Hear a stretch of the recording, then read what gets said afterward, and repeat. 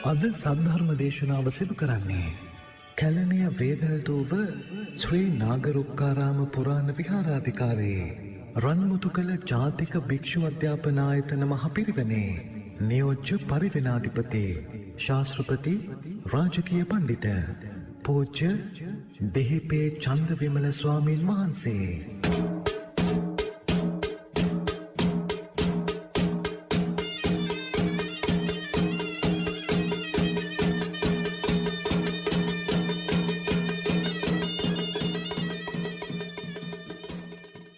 උතුම් බුදු ගුණ සිත දරාගෙන සදා බුදු හිමි සරණ යන්නෙමි. දෙසෝ සදහම් මග හැඳින දැන සදා සදහම් සරණ යන්නෙමි. ඒ දහම් මග සැරෝ සංඝ ගුණ සොයාගෙන සංඝ සරණ යන්නෙමි. මෙතුම් සරණේ ගුණ හැඳින දැන සදා තෙරුවන් සරණ යන්නෙමි. සමන්ත චක්කවාලේසු අත්‍රා ගච්ඡන්තු දේවතා සද්ධම්මං මුනි රාජස්ස සුනන්තු සග්ග මොක්ඛදං ධම්ම ශ්‍රවණ කාලෝ අයං භදන්තා ධම්ම ශ්‍රවණ කාලෝ අයං භදන්තා ධම්ම ශ්‍රවණ කාලෝ අයං භදන්තා. නමෝ තස්ස භගවතෝ අරහතෝ සම්මා සම්බුද්දස්ස. නමෝ තස්ස භගවතෝ අරහතෝ සම්මා සම්බුද්දස්ස. නමෝ තස්ස භගවතෝ අරහතෝ සම්මා සම්බුද්දස්ස.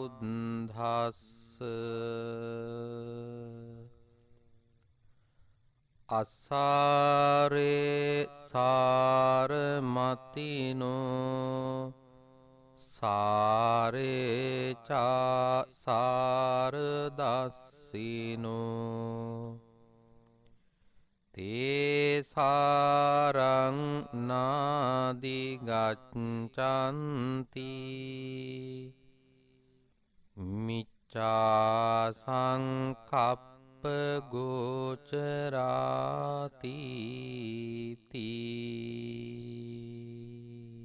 ගෞරවනීය වන්දනීය පූජනීය මහා සංඝරුවනින් අවසරයි.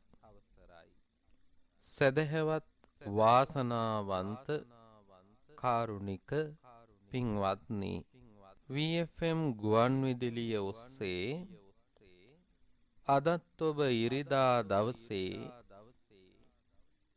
ධර්ම ශ්‍රවණය කරන්නට සූදානම් වෙන්නේ. සෑම ඉරිදා දවසකම බුදුබණ පදයක් ශ්‍රවණය කරලා තමන්ගේ සිත් සතන් නිවා සනහා ගන්න උත්සාහවන්ත වෙන වටිනා හෝරාවක් තමයි මේ උදා වෙලා තිබෙන්නේ. ලෞතුරා බුදුරජාණන් වහන්සේ මේ ලෝකයේ සත්වයන් කෙරෙහි මහත් වූ කරුණාවක් උපදවාගෙන සංසාරගත සත්වයාව මේ සසරෙන් මිදවීම පිණිස මේ උතුම් ශ්‍රී සද්ධර්මය ලෝකයට හඳුන්වා දෙන්නට යෙදුනා. එය ශ්‍රවණය කරන්න කෙනෙකුට හැකියාව ලැබෙනවා නම් පින්වත්නි, ඒක ඒ කෙනාගේ ජීවිතේ ලැබෙන භාග්‍යයක් කියලා තමයි බුදු පියාණන් වහන්සේ දේශනාවේ සඳහන් කරන්නේ. මේ සද්ධර්මය පරම දුර්ලභ වූ දෙයක්. සද්ධම්මෝ පරම දුර්ලභෝ කියලා බුදුරජාණන් වහන්සේ පෙන්වා වදාළේ. පින්වත්නි, මෙය අතිශයින්ම දුර්ලභ වූ කාරණාව. ඔබ දන්නවා මේ සමාජය තුල ඇතැම් දේවල් අපිට මුණ ගැහෙනවා, අපි ඒව හඳුනා ගන්නවා දුර්ලභයි කියලා. ඇත්තු කැලවල් වල දුර්ලභයි. හැම කැලේකම ඇත්තු නෑ. ඒ වගේම ඒ ඇත්තු අතරත් ගජමුතු තියෙන ඇත්තු දුර්ලභයි. තවත් දුර්ලභයි. අස්වැයෝ හැම තැනම දකින්න ලැබෙන්නේ නෑ. අස්වැයෝ දුර්ලභයි. ඒ අස්වැයන් අතරත් අජානීය කියන අස්වැයෝ ඉන්නවා. ඒ අජානීය අස්වැයන් අතිශයින් දුර්ලභයි. මිනිස්සු අතරත් ඉන්නවා අපි හඳුනාගත් මිනිස්සු කොට්ටාසයක්. මේ වගේ කෙනෙක් නම් ඊටාම දුර්ලභව තමයි පහළ වෙන්නේ කියලා අපි හඳුනා ගන්නවා. නමුත් පින්වත්නි, මේ සියල්ලටම වඩා අතිශයින්ම දුර්ලභ වූ කාරණාවක් තමයි ශ්‍රී සද්ධර්මය කියලා කියන්නේ. බුදු කෙනෙක් පහළ වෙන අවස්ථාවක පමණක්ම ලැබෙන වරප්‍රසාදයක් තමයි සද්ධර්මය කියලා කියන්නේ. පින්වත්නි, අපි මීට පෙරත් ඔබට සඳහන් කරන්නට යෙදුනා මේ සද්ධර්මය උපදවන්නට හැකියාව තියෙන්නේ බුදු කෙනෙකුට පමණක්මයි. වෙන කිසිම කෙනෙකුට සද්ධර්මයක් ලෝකයට හඳුන්වා දෙන්න පුළුවන්කමක් නැහැ. දැන් රහතන් වහන්සේලාගේ දේශනාවන් ඔබට ත්‍රිපිටකය තුල මුණ ගැහෙනවා. සාරිපුත්ත මහරහතන් වහන්සේ, අනුරුද්ධ මහරහතන් වහන්සේ ආදී වශයෙන් මහරහතන් වහන්සේලා විසින්ම දේශනා කරන සූත්‍ර දේශනාවන් මුණ ගැහෙනවා ඒ ධර්මය තුල. නමුත් පින්වත්නි, එය ඒ රහතන් වහන්සේගේ අදහසක්වත් උන්වහන්සේගේ හැකියාවක්වත් නෙවෙයි. උන්වහන්සේත් බුදුරජාණන් වහන්සේගෙන් ඉගෙනගත්ත ධර්ම කොට්ටාසයන් ගලපමින් තමයි ඒ දේශනාවන් සිද්ධ කරන්නේ. ඒ නිසා බුදුරජාණන් වහන්සේට පමණක්මයි මේ ලෝකයට සද්ධර්මය හඳුන්වා දෙන්න පුළුවන්කම තියෙන. ඒකයි පින්වත්නි, මේ සද්ධර්මය අතිශයින්ම දුර්ලභයි කියලා සඳහන් කරන්නේ. ඒ අතිශය දුර්ලභ වූ සද්ධර්මය මේ වර්තමාන සමාජයට අසන්න අවස්ථාවක් බවට මේ අවස්ථාව පත් කරලා තිබෙනවා VFM නාලිකාව ඔස්සේ. සෑම ඉරිදා දවසකම ඒ දුර්ලභ අතිශය දුර්ලභ ශ්‍රී සද්ධර්මය ඔබට ශ්‍රවණය කරන්ට අවස්ථාව සලසා දීලා තිබෙන එකම එහි සභාපතිතුමා ඇතුළු කාර්ය මණ්ඩලය විසින් මහත් වූ ලෝක ශාසනික සේවාවක් මහත් වූ සේවාවක් මේ තුල සිද්ධ කරලා තියෙනවා. ඔබට මෙය ශ්‍රවණය කිරීම තුල ඔබගේ ජීවිතය මෙලොව වශයෙන් යහපත්ව ගත කරන්නට මඟ පෙන්වීමක් බවට පත් වෙනවා. මෙලොව යහපත්ව ගත කරන්න හැකියාව ලැබෙන අයට පරලොව යහපත් කරගන්න මේ ධර්මය තව තවත් ශක්තියක් බවට පත් වෙනවා.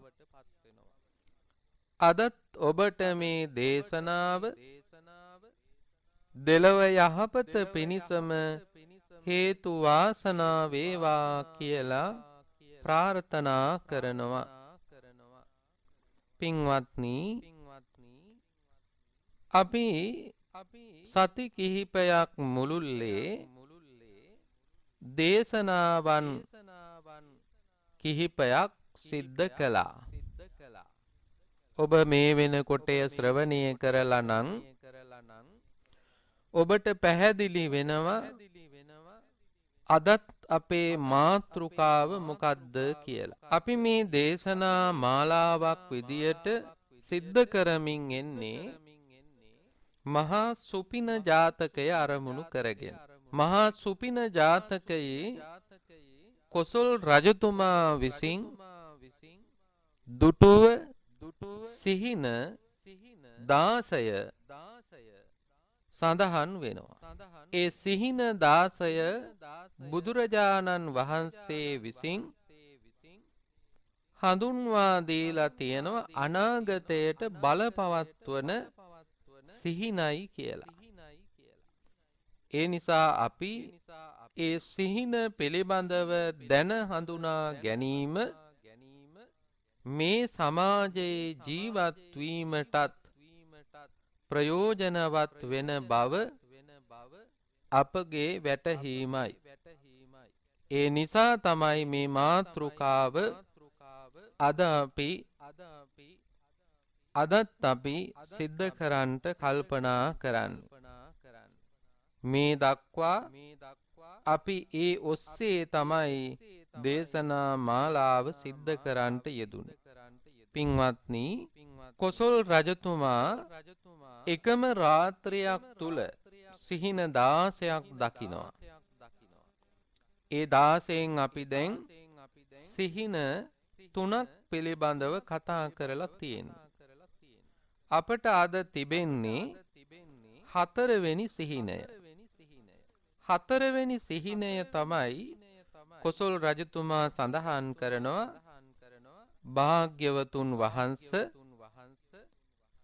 ගැල් අදින ගොනුන් පේලියේ ඉදිරි රතවල ලපටි ගොනුන් බැඳ පසුපස ගැල්වල ජව බල සම්පන්න ශක්තිමත් ගොනුන් බැඳ තිබුණා. ඉතින් ඉදිරියේ බැඳි ගොනුන්ට ගැල ඇද ගන්නට බැරි නිසා ගැල් ටික ඔක්කොම නතර වෙලා තිබුණා. මෙන්න මේක මම දැක්කා කියලා කොසල් රජතුමා බුදුරජාණන් වහන්සේට සඳහන් කරනවා. දැන් අපි දන්නවා භාණ්ඩ ප්‍රවාහනය සඳහා අතීතයේ උපකාර කරගත්ත ගැල්. මේ ගැල් වලට ගවයන් බඳින්නේ ඊටාම ශක්ති සම්පන්න ගවයන්. වයසක ගවයන්වත් ලපටි ගවයන්වත් නෙවෙයි බඳින්නේ. දැන් මේ සිහිනවල අපි දැක්කා හැම එකක්ම සාමාන්‍ය ස්වභාවයෙන් තියෙන දේවල් නෙවෙයි.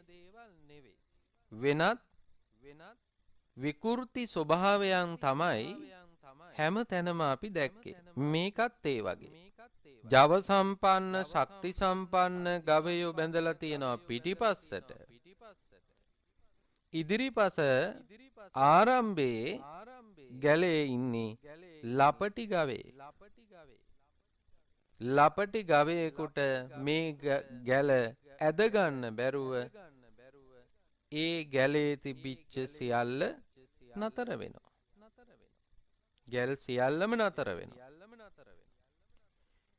මේක සාමාන්‍ය දෙයක් නෙවෙයි. ඒ නිසා බුදුරජාණන් වහන්සේට සඳහන් කරනවා ස්වාමීනි මෙන්න මෙහෙම සීනයක් මම දැක්කා.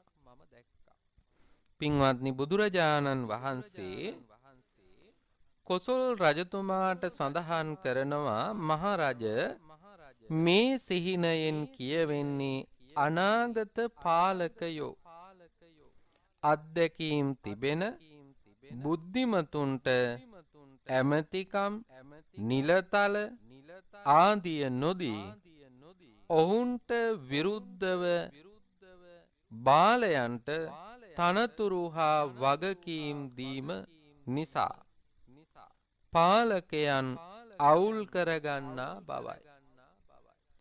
ඔබට මේ සිහිනෙන් එකම විපතක්වත් වෙන්නේ නැහැ. මේක අනාගතයේ සිදුවෙන දෙයක්. පින්වත්නි බුදුරජාණන් වහන්සේ කොසල් රජතුමාට සඳහන් කරන්නේ ඔබට බලපවත්වන දෙයක් නෙවෙයි මේක. මේක අනාගතයේ ලෝකයේ සිදුවෙන දෙයක්. ඇතැම් පාලකයන්ගේ ක්‍රියාකලාපයන් නිසා සිදුවෙන දෙයක්. මොකද්ද? බුද්ධිමත් එවැගේම අත්දැකීම් සහිත කාර්යශූර අයට සුදුසු තනතුරු නොදී ඒවාට බාලයන් අඥානයන් කාර්යක්ෂමතාවය නැති කම්මැලියන් මෝඩයන් පත් කර. ඒ වෙන්නේ පාලකයන්ගේ ස්වභාවය අනුව. පින්වත්නි ඒ තුල මොනතරම් විනාශයක් සිද්ධ වෙනවාද කියලා අඩු වැඩි වශයෙන් අපිට අදත් දකින්න ලැබෙනවා. ඇතැම් අය අපි දන්නවා ඒ තනතුරු වලට සුදුසු නෑ. නමුත් ඒ අය ඒ තනතුරු වලට පත් කරලා තියෙන්නේ නීත්‍යානුකූල ක්‍රමයට. නීත්‍යානුකූලයි කියලා කියන්නේ සුදුසුකම් බලලා නෙවෙයි. ඒ අනුමැතිය ලබා දිය යුතු තැනින් අනුමැතිය ලබා දීලා තමයි පත් කරලා තියෙන්නේ. ඒ නිසා ඒ පුද්ගලයා මෝඩයෙක් වුණත් අඥානෙක් වුණත් ඒ කටයුත්ත ගැන කිසිම දැනුමක් නැති වුණත් ඒ තුල රැඳිලා ඉන්නවා. නිලධාරීන් වෙන්න පුළුවන්, මැති ඇමතිවරුන් වෙන්න පුළුවන්, පාලකයන් වෙන්න පුළුවන්. නොඑක් තනතුරු දරන අයට ඒ සඳහා සුදුසුකමක් නැති අයව පත් කිරීම අනාගතයේ සිද්ධ වෙනවා කියන එකයි බුදුරජාණන් වහන්සේ එයින් පෙන්눔 කළේ. පින්වත්නි අපි දන්නවා යමක් ලැබෙන්න ඕන සුදුසු කෙනාටයි. දැන් බුදුරජාණන් වහන්සේ තනතුරු පිරිනැමීමේදී මූණ බලලා තනතුරු දුන්නේ නැහැ. බලපුලුවන්කාරකම් වලට තනතුරු දුන්නේ නැහැ. හිතවත්කම් වලට තනතුරු දුන්නේ නැහැ. බුදුරජාණන් වහන්සේත් මේ ශාසනයේ තනතුරු පිරිනැමුවා. ඒත දග්ග පාළිය තුල ඒ බව සඳහන් වෙනවා. ඒ තනතුරු සඳහා ඇතැම් වෙලාවට ඒ අය සුදුසුකම් ලබා ගැනීම පිණිස වෙහෙසෙන්නේ මහන්සි වෙන්නේ ආත්ම භව ගණනාවක ඉඳලා. දැන් ඔබ දන්නවා සාරිපුත්ත මොග්ගල්ලාන දෙනම වහන්සේ බුදුරජාණන් වහන්සේගේ අගසව් දෙනම වශයෙන් තනතුරු ලබන්න ආත්ම භව ගණනාවක ඉඳලා එකට ඒ සඳහා ගුණධර්ම වර්ධනය කළා. බුදුරජාණන් වහන්සේගේ ශාසනේ බුද්ධ ශාසනයක තනතුරු ලාභයක් ලබන්න කෙනෙකුට ලේසියෙන් හැකියාවක් ලැබෙන්නේ. ඒ අය විශාල කැපවීමක් කරන්න ඕන. ඒ කැපවීම එක දවසින් දෙකෙන් නෙවෙයි. ආත්ම භව ගණනාවක ඉඳලා ඒ කැපවීම කළොත් තමයි ඒ අයට ඒ තනතුර බුද්ධ ශාසනයක හිමි වෙන්නේ. ගෞතම බුද්ධ ශාසනයේම විය යුතු නෑ. කවදා හෝ බුද්ධ ශාසනයක ඒ තනතුරු ලාභය ලබන්න පුළුවන්කම තියෙනවා. පින්වත්නි, බුදුරජාණන් වහන්සේ එහෙමයි සුදුස්සාට සුදුසු තනතුර ලබා දුන්නේ. ආනන්ද හාමුදුරුව තමන් වහන්සේගේ අග්‍ර උපස්ථායකයන් වහන්සේ බවට පත්වෙන්නේ බුදුරජාණන් වහන්සේගේ අග්‍ර උපස්ථායක තනතුර ලබන්නේ ආනන්ද හාමුදුරුවෝ විශාල කැපවීමක් කරලා. ඇතැම් භික්ෂූන් වහන්සේලා බුදුරජාණන් වහන්සේට චෝදනා කළා මූණ බලලා තමයි තනතුරු දෙන්නේ කියලා. ඒ වෙලාවේ බුදුරජාණන් වහන්සේ ඒ ආනන්ද හාමුදුරුවන්ගේ සුදුසු භාවය ප්‍රසිද්ධ කරනවා. පින්වත්නි, ඒ තනතුර වැජබෙන්නේ නැත්නම් ඒ තනතුර ගෞරවය රැකෙන්නේ ඒ තනතුරේ වටිනාකම තියෙන්නේ සුදුසු පුද්ගලයෙක් ආව වෙලාවට විතරයි. නුසුදුසු අය ආවොත් එහෙම ඒ තැත්වලට ඒ තනතුරටවත් ඒ තැනටවත් කිසිම වටිනාකමක් නැහැ. එනිසා අපි තේරුම් ගන්න ඕන අපි තනතුරක් ලබා ගන්නව නම් ඒ තනතුර මට සුදුසුද නැද්ද කියලා හිතා ගන්න ඕන. ඉස්සලා කල්පනා කරන්න ඕන. තනතුර ලබන්න සුදුස්සෙක් බවට තමාපත් වෙන්න ඕන. එහෙම නොවි පින්වත්නි, ඒ තනතුරු ලැබුවොත් තමන් විනාසයි විතරක් නෙවෙයි. ඒ තනතුර ඔස්සේ සේවය ලබන තනතුර ඔස්සේ ගොඩනැගිලා තියෙන වටපිටාව සියලු දෙනාම විනාසයි. දැන් හිතන්න, ආයතනයක සභාපති කෙනෙක් පත් කරනවා රජයෙන් හරි ජනාධිපති හරි කවුරු හරි. මේ ආයතනයේ සභාපතිතුමා කරන්නේ මොකද්ද?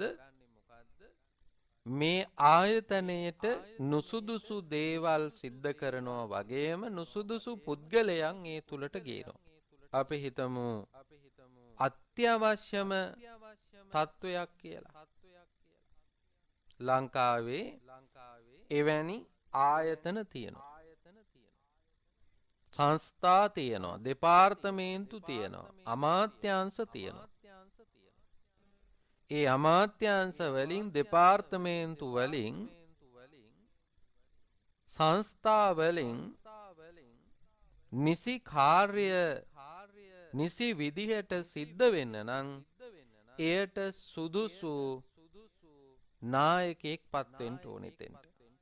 සභාපති වෙන්න පුළුවන්, අධ්‍යක්ෂක වෙන්න පුළුවන්. එහෙම නැත්නම් කළමනාකරු වෙන්න පුළුවන්. ඔය කොයි කවුරු වුණත් එහි ප්‍රධානියෙක් බවට පත්වීමට සුදුස්සෙක් නෙවෙයි නම් ඒ සුදුසුකම ලබලා නැත්තම් එයා ඒ ආයතනෙ විනාශ කරනවා. ඒ ආයතනෙ රැකගන්න, ඒ ආයතනය දියුණු කරන්න, ආයතනිකයන්ගේ සුභසිද්ධිය ඇති කරගන්න, ආයතනයෙන් ලබන සේවය ධනාත්මක කරන්න, ඒ විදියට සිතුවිලි දරන්න කෙනෙකුට නොහැකි නම්, ඒ හැකියාව නැති කෙනෙක් නම්, ඒ තුල එයා කල්පනා කරන්නේ මේ ආයතනයෙන් කොහොමද කමිෂන් එකක් ගන්න, මේ ආයතනයෙන් කොහොමද කෑල්ලක් හරි විකුණලා තමන්ගේ මුදල තර කරගන්නේ, මේ ආයතනයෙන් කොහොමද තමන්ගේ පිරිසක් සේවයට යොදවගන්නේ. එසේ කරන කෙනාට පින්වත්නි කවදා හරි දවසක එයා පත් කරපු ආණ්ඩුවෙන් එයාට දඬුවමක් නොවෙන්න පුළුවන්.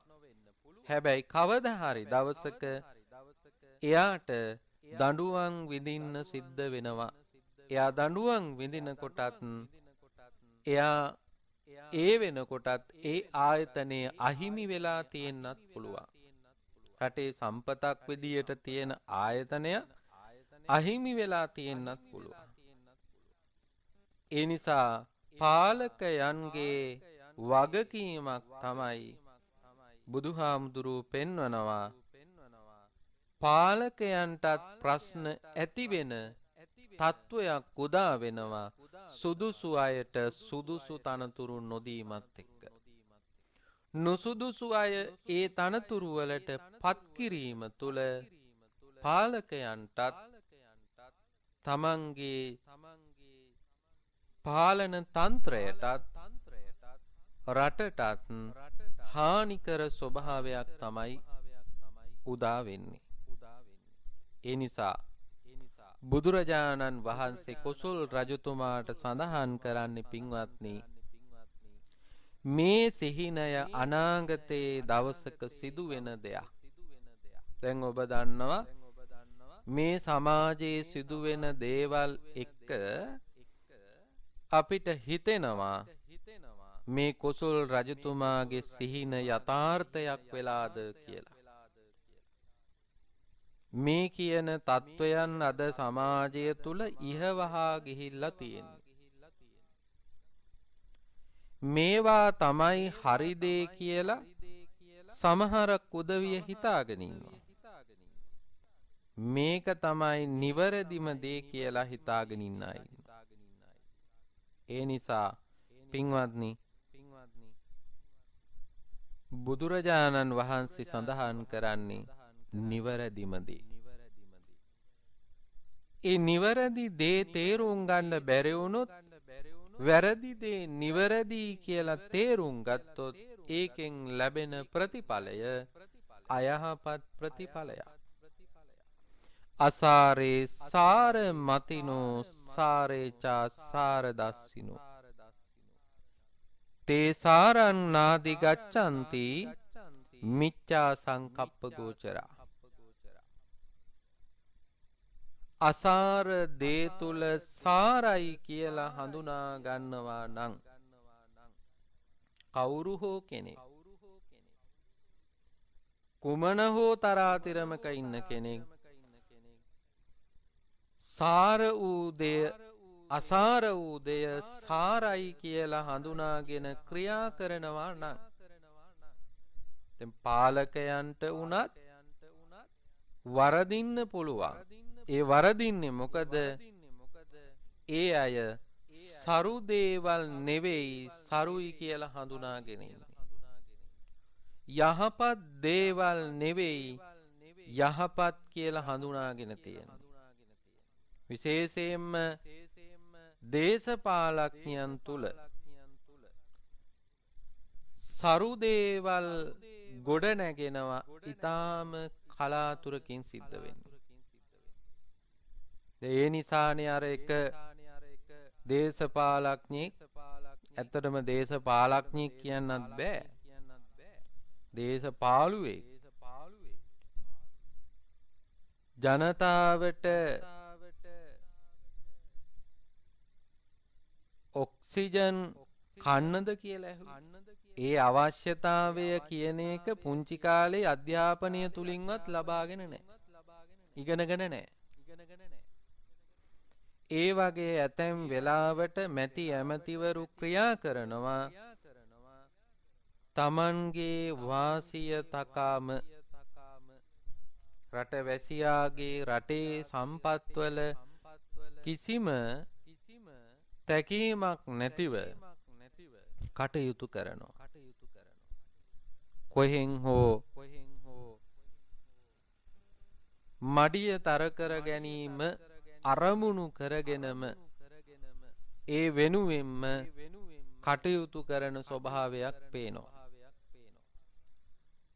දේශපාලඥයෝ විතරක් නෙවෙයි නිලධාරීනුත් එහෙම. පින්වත්නි මේ ලංකාවේ වැඩිපුරම දූෂණය, හොරකම,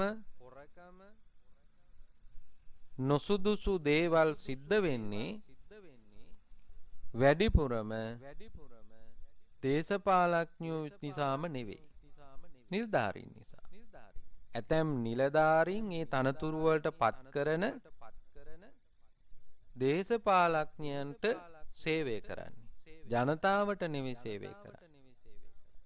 නිලධාරීන් සේවය කළ යුත්තේ ජනතාවටයි. තමන්ගෙන් සේවය ලබන ඇත්තන්ට.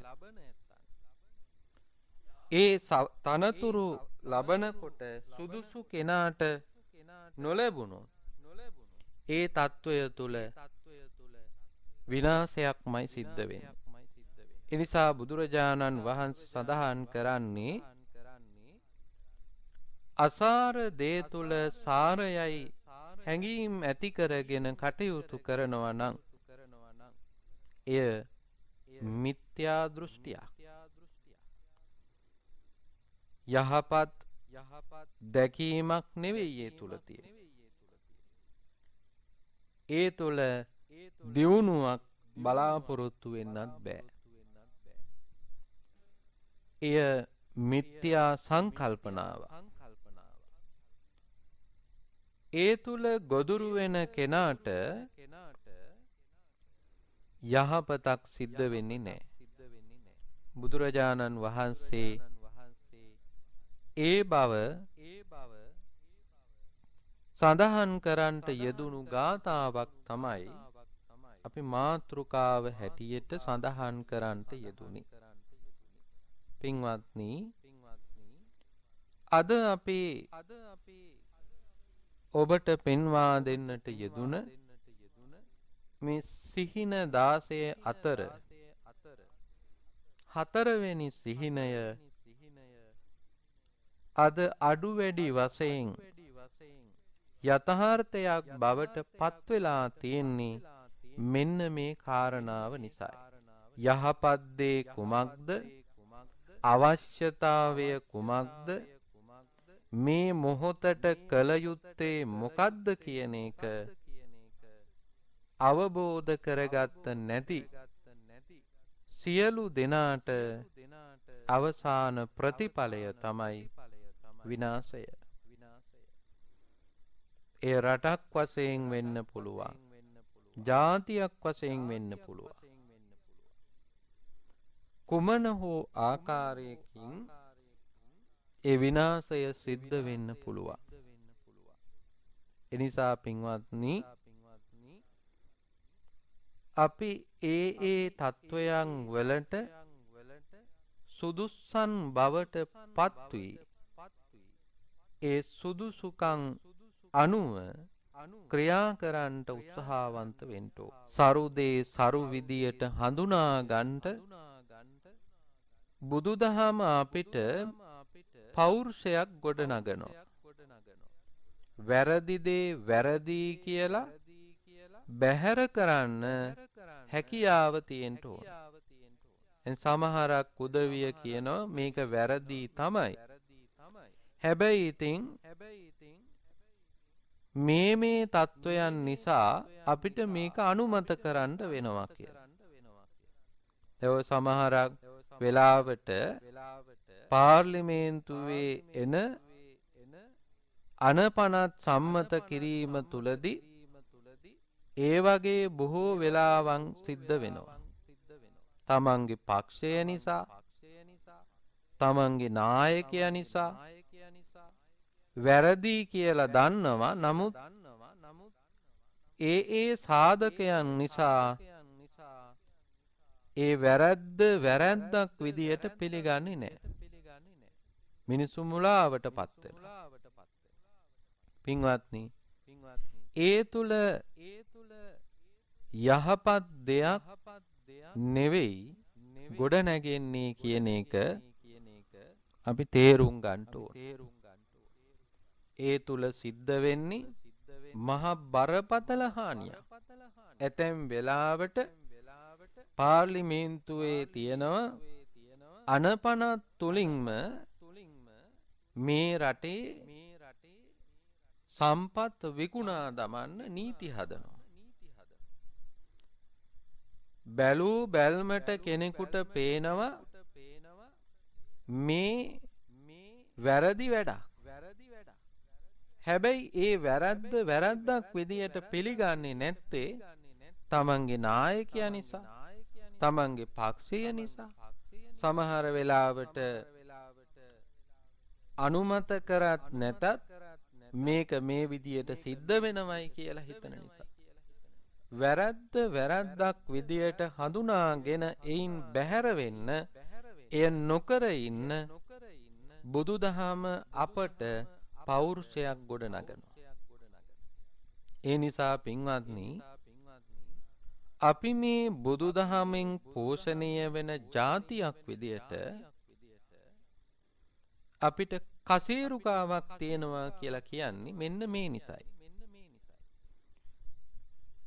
වැරදි වෙන තැන්වලදී වැරදි කියලා හඳුනා ගන්න පුළුවන් වෙන්න ඕන. නිවැරදි දේ තුල මොන සාධකයක් ඉදිරිපත් කරලා හෝ එය වැරදි කියලා පෙන්වන්න නෙවෙයි උත්සාහවන්ත වෙන්න ඕන. දැන් සමහරක් වෙලාවට අපිට පේනවා මේ රටේ තීරණ තීන්දුව ගන්න අවස්ථාව. ඒ තීරණ තීන්දුව ගන්න අවස්ථාවන් වලදී ඇතැම් නායකයෝ පාලකයෝ කටයුතු කරන විදිය. දැන් ඔබට මතක ඇති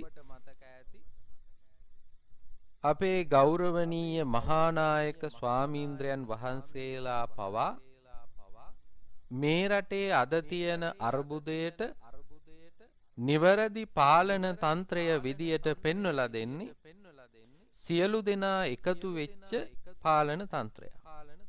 සියලු දෙනාගේ එකඟතාවයෙන් යුක්ත පාලන තන්ත්‍රයක්. සර්ව පාක්ෂික පාලන තන්ත්‍රයක් කියලා තමයි නම් කරන්නේ. එහෙත් එය පිළිගන්න කැමති නෑ. වැරදි දෙයකට යොමු වෙලා වැරදි පාරකම යනවා. මොකද වෙන්නේ? මේ රටේ අර්බුදයේ දවසින් දවස වැඩි වෙනවා. ඒ නිසා පින්වත්නි, එක පුද්ගලයෙකු ගන්න තීරණ තීන්දුවක් නිසා සමස්ත රටකට එයින් විපාක විඳින්න සිද්ධ වෙනවා. සමස්ත රටක් විනාශ වෙන්න එය බලපවත්වනවා.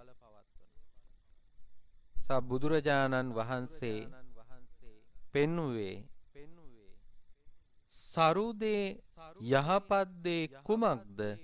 එය හඳුනා ගන්න ඕනි යහපතක් කියලා. එහෙම හඳුනා ගන්න කෙනාට තමයි තමන් බලාපොරොත්තු වෙන ඒ තනතුරේ කාර්ය කරන්න පුළුවන්කම තියෙනවා. ඒකට පින්වත්නි නම්‍යශීලීත්වය තියෙන්න ඕනේ. හැමදේම අපිට තේරෙන්නේ නැහැ. හැමදේම අපිට එකපාරට වැටහෙන්නේ නැහැ. ඒ පිළිබඳව දැනුමක් තේරුමක් තියෙන කෙනෙක් ඒවා ගැන සඳහන් කළාම කියපුවාම අපිට අන්න වැටහෙනවා මේක කරන්න ඕන. කරුණු කාරණා ඇතිව පෙන්눔 කරලා දුන්නට පස්සේ අඩුම තරමේ ඒ ඔස්සේ ගමන් කරන්න ඕන. එසේ නොකරනවා කියලා කියන්නේ මොකද්ද? ඇතැම් වෙලාවට ඒ අයගේ මිත්‍යා සංකල්පනාව. ඇතැම් වෙලාවට එයාගේ වාසී අවාසිය බලලා තමයි තීරණ තීන්දුව ගන්න. එහෙම නැත්නම් වෙනත් පුද්ගලයන් විසින් ඔහුව මෙහෙවනවා වෙන්න පුළුවන්.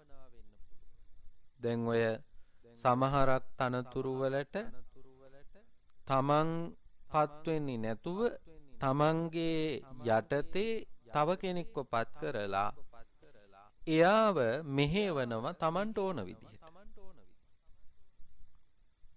ඒ ඔස්සේ අර තනතුර අවභාවිත වෙනවා. ඒ තනතුර අවභාවිත වුණොත් ඒ අවභාවිතය තුළ තමන්ගේ අවශ්‍යතාව ඉෂ්ට කරගන්න පුළුවන්. අපි මුලින් සඳහන් කළා වගේ ඒ තනතුර නම් කරලා තියෙන්නේ ජනතා සේවයට නම් සභාපති හෝ එහෙම නැත්නම් කළමනාකාරතුමා හෝ ඒ ආයතනීය සුබ සිද්ධිය වෙනුවෙන් නම් කටයුතු කරන්න තියෙන තනතුරට එසේ නොකර යම් කිසි කෙනෙක් තමන්ගේ සුඛ විහරණය වෙනුවෙන් සැපය වෙනුවෙන් ක්‍රියා කරනවා නම් ඒක බුදුදහමටත් පටහැනි. බුදුරජාණන් වහන්සේ සඳහන් කරන්නේ අපි යමක් කරන්න ඕන එහි ප්‍රතිඵලය තුල තමන්ටත් අන් අයටත් යහපතක් වෙන්න ඕන. තමන්ට යහපතක් වෙලා අන් අයට අයහපතක් වුණොත් එය නොකල යුතු දෙයක්. තමන්ට යහපතක් නොවි අන් අයට යහපතක් වෙනවනම් ඒකත් පින්වත්නි සුදුසු දෙයක් නෙවෙයි. තමන්ගේ ජීවිතයට අයහපත කරගෙන අන් අයගේ ජීවිතයට යහපත කරනවා නම් ඒකත් සුදුසු දෙයක් නෙවෙයි. තමන්ටත් අන් අයටත් යහපතක් වෙන දෙයක්මයි අපි කළ යුත්තේ.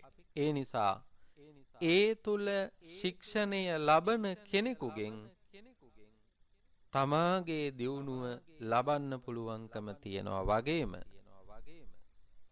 අන් අයගේ දියුණුවත් ලබන්න පුළුවන්කම තියෙනවා. කොසල් රජතුමා දැක්ක සිහිනය තුල තියෙන්නේ මෙන්න මේ යථාර්ථය. බුදුරජාණන් වහන්සේ පෙන්වන මේ ධර්ම කාරණාවන් තුල තියෙන්නේ මේ යථාර්ථය. බුදුරජාණන් වහන්සේ ධම්මපදය තුලදී සඳහන් කරන්නේ මේ කාරණාවමයි. නිසාරු අයහපත් නොවැදගත් දෙය වැදගත් කියලා හඳුනා ගැනීම තුලමයි වරද සිද්ධ වෙන්නේ. කල යුතු දේ කුමක්ද කියන වැටහීම තනතුරු ලබන අයට තියෙන්න ඕන. එයාට තියෙන හැකියාව මේ වෙලාව තුල මේ මොහොත තුල කුමක්ද කරන්න. ඇයි ඒ තනතුර ඔස්සේ තමයි එයින් වෙන අයහපත හෝ යහපත තීරණය වෙන්නේ. දැන් හිතන්න ආයතනයක් විනාශ වෙන බව සේවකයෝ දන්නවා. සේවකයෝ දැනගෙන එළියේ කතා කරනවා, උද්ඝෝෂණ කරනවා. ඒ සියල්ල කර කර ඉන්නවා. හැබැයි ආයතනීය ප්‍රධානියා ආයතනයේ ප්‍රධාන තනතුර ලබන කෙනා ඒ ගැන එය වැරද්දක් කියලා හඳුනාගෙන නැත්තම් අර අයගේ හඬ කොච්චර සිද්ධ වුණත් ඒකෙන් යහපත සිද්ධ වෙන්නේ. ඇතැම් වෙලාවට පින්වත්නි මේ සමහරක් උදවිය කල්පනා කරන්නේ නැහැ තමාට මේ තනතුර ඔස්සේ තියෙන සේවය පිළිබඳව. ඒ සේවය ලබා දෙන්න ඕන කියන හැඟීම නැහැ. ඒ සේවය තුළින් තමන්ගේ තනතුරත් ඒ වගේම ගෞරවයත් රැකෙනවා කියන එක දන්නේ නැහැ. දැන් ඔය තනතුරු වලට පත්වෙන මිනිස්සු කොයිම වෙලාවකවත් සෑහීමකට පත්වෙන අය අඩුයි. හැමෝම නෙවෙයි. හැබැයි බහුතරයක් ඉන්නේ සෑහීමකට පත්වෙන්නේ නැහැ. ඒ නිසා තමයි බුදුරජාණන් වහන්සේ සඳහන් කළේ මේ පෘථග්ජන ලෝකයේ ස්වභාවය. මොකද්ද ස්වභාවය? ඌනෝ ලෝකෝ අතිත්තෝ තණ්හා දාසෝ. තණ්හාවෙන් දාසකම කරමින් ඉන්න නැත්නම් තණ්හාව විසින් අපිව දාසයන් බවට පත් කරලා තියෙන්නේ. ඒ නිසා අපි හැම වෙලාවෙම මූණතාවයකින් ඉන්නේ. මදි මදි මදි මදි කිය කිය. ඒ මදිකම නිසා හොරකම් කරනවා, වංචා කරනවා, දූෂණය කරනවා, අවභාවිත කරනවා. ඒ తত্ত্বය උදා වුණීම ඌනතාවයෙන් පෙළෙන නිසා. එහෙමයි කියලා ওই තනතුරු වලට රහත් වෙච්ච උදවිය එන්නේ නැහැ. මේ කාලය තුල අවමය අපි සඳහන් කරන්නේ ඒ සේවය නිවැරදිව ලබා දිය යුතුයි. වේතනයක් ලබන එක ඒක සාමාන්‍යයි. හැබැයි වේතනයේට සරිලන සේවයක් සහ සාධාරණයක් සත්‍යතාවයක් තිබිය යුතුයි ඒ තනතුරු වල. එවැනි තත්වයක් තුල කටයුතු කරන්න පුළුවන් අය තනතුරු වලට පත් කිරීම පාලකයන්ගේ වගකීමක්. නැතු වුණොත් මේ රටට අද අත් වෙලා තියෙන ඉරණම අපිට තවත් භයානක තත්වයක් බවට පත් වෙන්න පුළුවන්. එයා අපි දන්නවා මේ රටේ ආර්ථික අර්බුදයක් තියෙනවා. මේ ආර්ථික අර්බුදය මේ සාමාන්‍ය මිනිස්සු ඇති කරපු එකක් නෙවෙයි. රටේ ජනතාව මේකට වග කියන්න ඕනේ නැහැ. නමුත් දැන් ඒ තනතුරු වල ඉන්න අය මොකද කරන්නේ? ජනතාවටම පීඩාව දෙනවා. බදු ගහනවා, මිල වැඩි කරනවා. කිසිම පාලනයක් නැතුව ඒවාට හැසිරෙන්න දීලා තියෙනවා. මේ ඔස්සේ ජනතාව පීඩාවට පත් වෙලා තියෙනවා. එසේ කරන්න කිසිම පාලකයෙකුට සාධාරණ අයිතියක් නැහැ. පාලකයා රටේ ජනතාවගේ සුබ සිද්ධිය වෙනුවෙනුයි කටයුතු කරන්න ඕන. එයාගේ අතවැසියන් වෙනුවෙන් කටයුතු කරන එක නෙවෙයි කරන්න ඕන. අද අපේ රටේ මේ උද්ගත වෙලා තියෙන ආර්ථික අර්බුදයත් එක්ක අපිට පේනවා ඒ තනතුරු වලට සුදුස්සෝ පත් නොකිරීමේ ප්‍රතිඵලය තමයි අද අපි අත්විඳිමින් ඉන්නේ.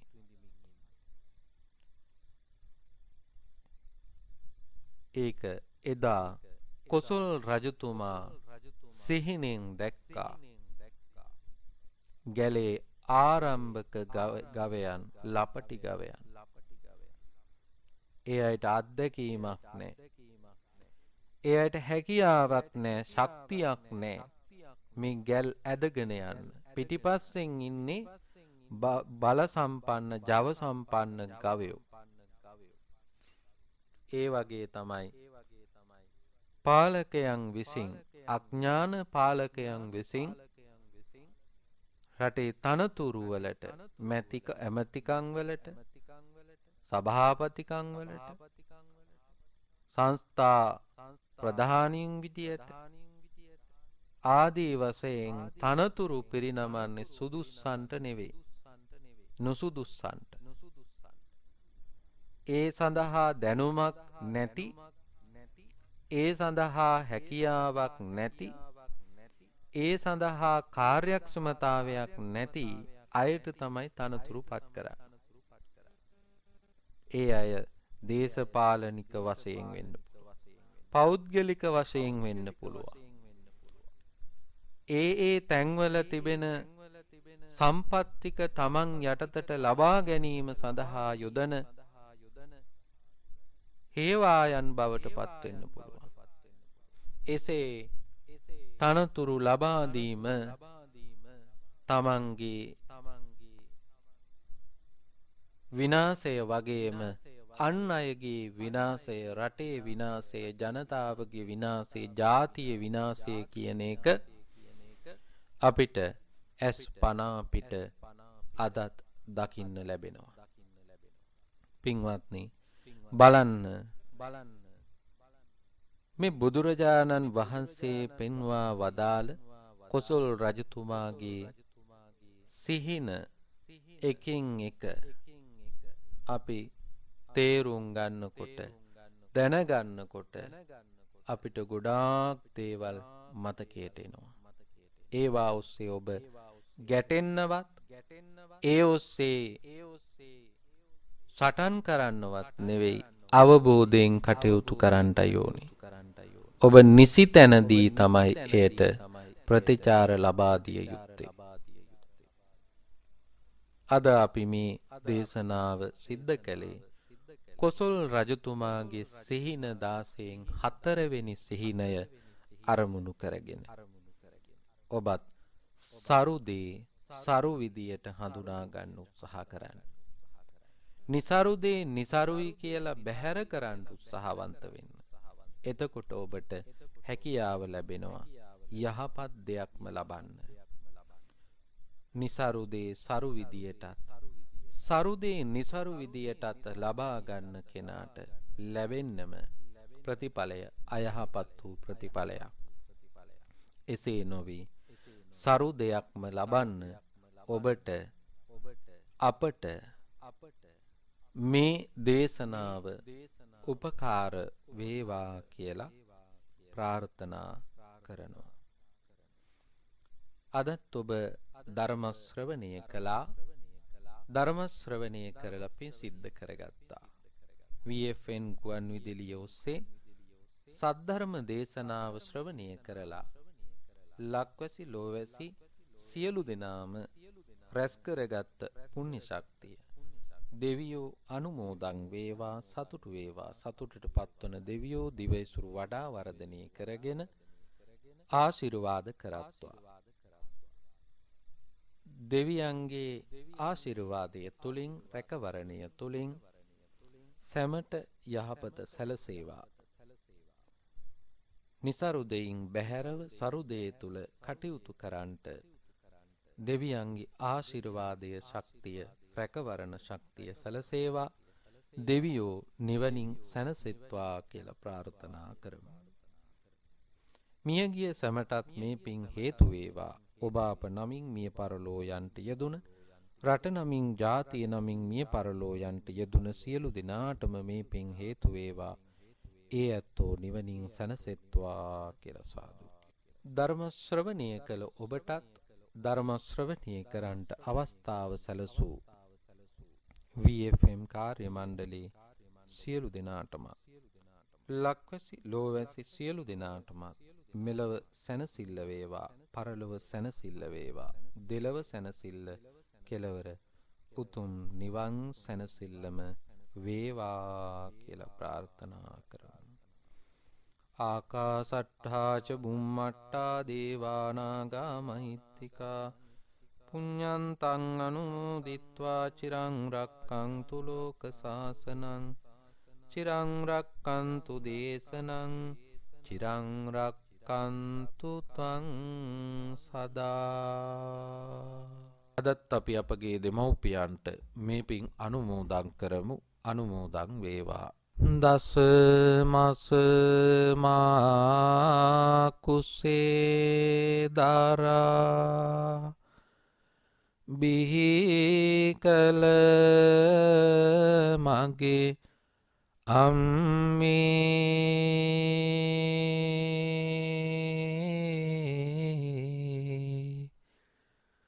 ගතේ රුධිර කිරට පෙරා පෙව්ව මගේ අම්මේ ආදරයේ සදාතනික උල්පත වූ අම්මේ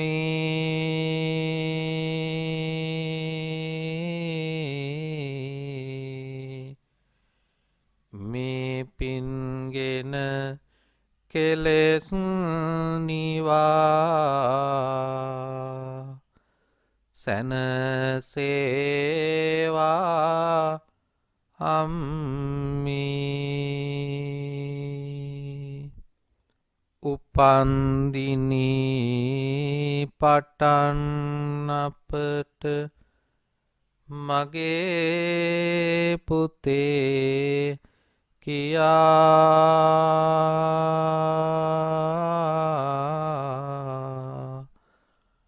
ආදරයෙන් කරුණාවෙන් මට ඇමතු පියා සිහිකරනවා පපුවේ තියෙන උතුම් ගුණය දයා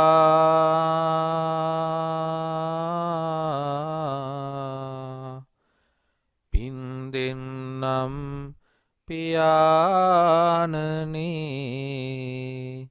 සැනසේවා